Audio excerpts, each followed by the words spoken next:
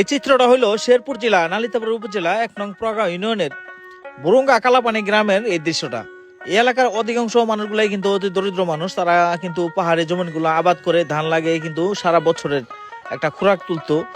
যে সময় ধান লাগানোর পরে ধানগুলো একটু জোগায় উঠছিল, সে সময় কিন্তু পাহাড়ি বন্য হাতিয়ে কিন্তু সেই ধানগুলা দেখেন কিভাবে খেয়ে একদম ধ্বংস করে থয়ে গেছে। এক একটা হাতির পাড়া যেন একটা গাড়ির চাকার মতো। আর এই ক্ষেতগুলোতে এক এক সাথে হাতি নামে ৫০টা ৬০টা করে হাতি। একটা ক্ষেতে যদি ৫০টা ৬০টা করে হাতি নামে, তাহলে এই ক্ষেতের কি অবস্থা থাকে দেখেন। এই ক্ষেতটা আবাদ করছিল উনি, কিন্তু সে ফরিদ মিয়া নাম। তো ফরিদ ভাই, কবেকার রাত্রে এই ঘটনা যে হাতি? আজকে রাত্রে আসরের নামাজের পর দেয় আর কি। আসরের পরে দিনে বিকালবেলা বিকালে আসরের নামাজের পরে দেয়, মানে এই টাইমে আর কি। কতগুলো হাতি নাম ছিল ভাই? প্রায় ৩০-এর উপরে, ৩০-৩৫টা এরকম না? জি জি। এখানে ফিরানোর মতো কোনো ব্যবস্থা নাই? ফিরানোর মতো কোনো ব্যবস্থা নাই। তারপরে আরো ফিরাইলে নানান দিক দিয়ে অসুবিধা, জানেরও ক্ষয়ক্ষতি, রিস্ক অনেক কিছু। তারপরে যতটুকু চেষ্টা করছি, চেষ্টা করে রাখতে পারলাম না। এইটুকুই জমিন আমার, হ্যাঁ, বর্গা নিছি।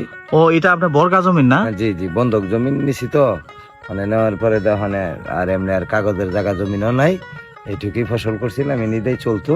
ওখানে এহেনি আল্লাহ পাক কোন উসিলাতে নিচে গা মানে বন্য প্রাণী এরকম অত্যাচার করলে এই জায়গায় কি বাস করবা?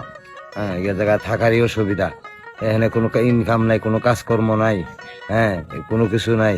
এখানে মনে করেন এইভাবে এখানে আর এই হাতির সাথে আর লড়াই করে জীবন আর পারতাছি না। মানে আমাদের যে মানুষের যে দেখবো, দেখার মতন কোনো লোকও নাই। হ্যাঁ, মানে সরকারের কাছে হাতিটাই বড় হয়ে গেল, পাবলিকই ছোট হয়ে গেল। হাতিরে কিছু বলা যাবে না, কিছু করা যাবে না, মানে নানান কিছু করা যাইতো না। হ্যাঁ, মানে মানুষের মূল্য কম, হাতির মূল্য বেশি। মানে যতটুকু শুনছি যে হাতি ধান খেয়ে ফেললে নাকি বন বিভাগের লোক তারা ক্ষতিপূরণ দেয়।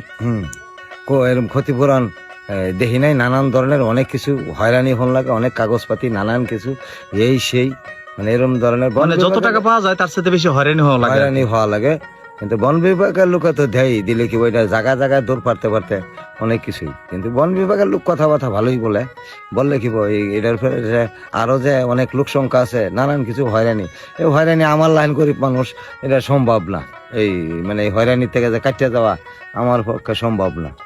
হ্যাঁ, যা কিছু না, আল্লাহর উপর ভরসা ছাড়া তার কিছু না, এই আর কি। আচ্ছা, ঠিক আছে ভাই, আসলে সান্ত্বনা দেওয়ার মতো ভাষা নাই, যেহেতু এত কষ্ট এত পরিশ্রম করে এই বছরের একটা খোরাক তোলে, কিন্তু এই ক্ষেত্রে আবাদ করে।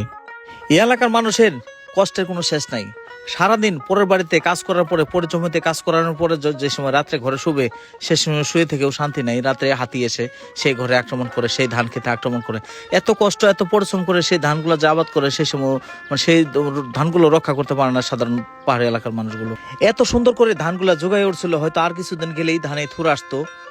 সেই সময় কিন্তু পাহাড়ি হাতে একসাথে ৩০-৩৫টা হাতি নেমে কিন্তু সেই ধান ক্ষেতগুলো একদম মিনিশেই শেষ করে থয়ে গেল। আসলে এই এলাকার মানুষের জন্য খুবই একটা কষ্টজনক ঘটনা। আগে আমরা দেখতাম বছরে ১ থেকে ২ বার হাতি আসতো, আর এখন কিন্তু অল টাইম, মানে সবসময় কিন্তু হাতি থাকে আমাদের এই পাহাড়ি অঞ্চল মধুটিলা এলাকায়।